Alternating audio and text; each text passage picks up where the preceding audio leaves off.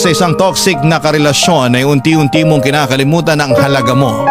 Kaya kung nasa punto ka ng buhay mo ngayon na pakiramdam mo ay hindi ka na minamahal ng tama, pakiusap, bitawan mo na. Ang pagmamahal ay hindi nasusukat sa tagal kundi sa tibay po ng respeto, katapatan at pag-aalaga at syempre ng pagmamahal.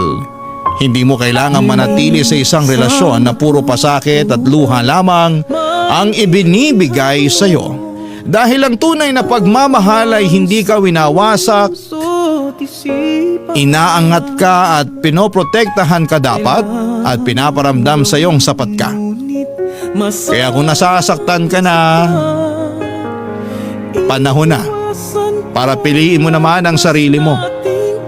And again, sa lahat po ng mga nakakaranas ng ganitong klase ng pakikipagrelasyon, piliin po natin ang ating sarili sa bawat araw at bigyan po natin ng halaga ang ating dignidad. Bigyan po natin ng pag-aalaga ang ating puso na wag po nating hayaan na masaktan po tayo ng mga mapang-abuso at mga obsess na mga karelasyon.